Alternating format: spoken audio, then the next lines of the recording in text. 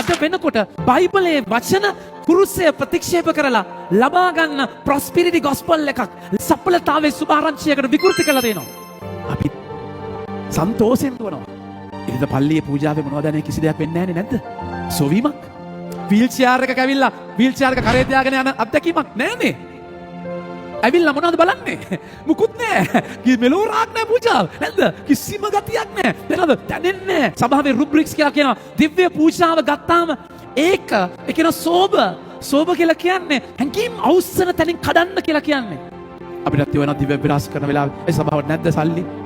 පල්ලි හතල්ලා දෙන්න ලයිට් දාලා දිව්‍ය විලාස කරන වෙලාවේ පාදවත් නිකන් දුඹ කරකින් වගේ කාලා දෙන්න පුළුවන් අයි දැනෙන්නේ නැද්ද? ඇඩ් නෑ මගේ ප්‍රමාණය. පූජාව කියන්නේ පූජා වෙන තැනක්. දැන් ඕක කොහමද කඩලා තියෙන්නේ? සාතන් පුදුම විදියට මම ස්වාමී වුණේ 2008 ජනවාරි 12 වෙනිදා.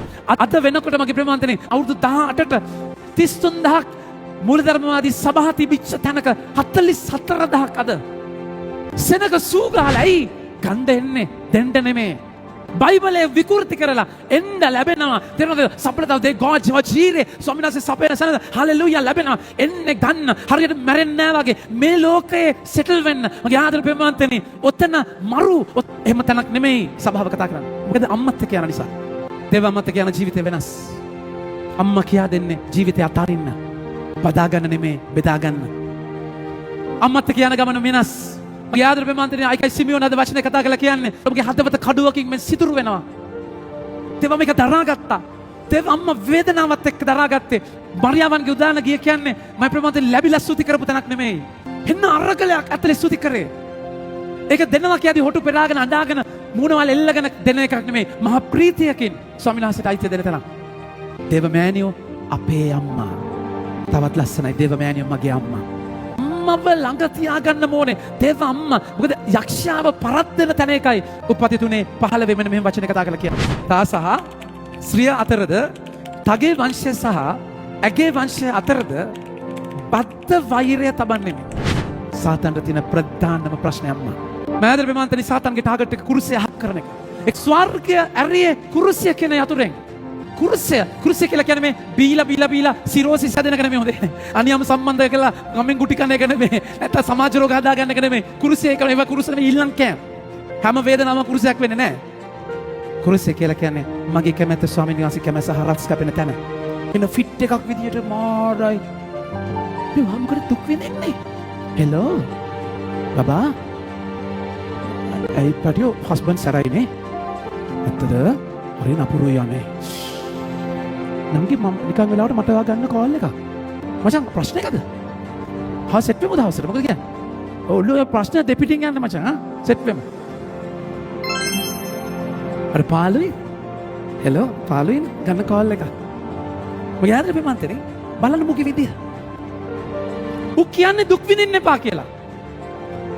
සෆර් කරන්න එපා කියලා ඌ කියන්නේ. ඌගේ ප්‍රශ්නේ මොකද කුරුසය?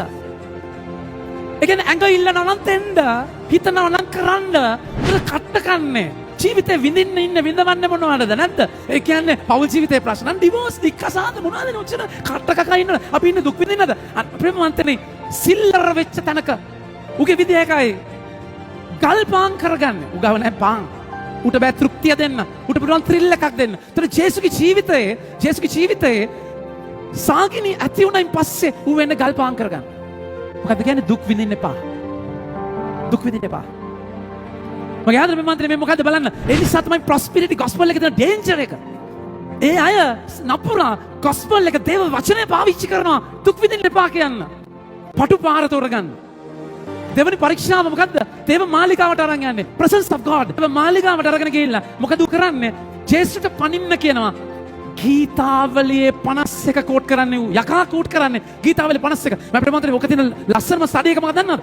ගීතාවලියේ 51 තමයි යක්ෂ දුරු කරන්න තියෙන සාම් එක කෝට් කරලා කියන පනින්න පය ගලකවත් වදින්න දෙන්නේ නැතුව බලාගෙන කියලා බයිබලයේ කෝට් කරන්නේ. බයිබලයේ අරගෙන එන හැම කෙනෙක්ම සුද්ධවන්තයන් සුද්ධාත්මයන්ගෙන් නෙමෙයි හොඳේ.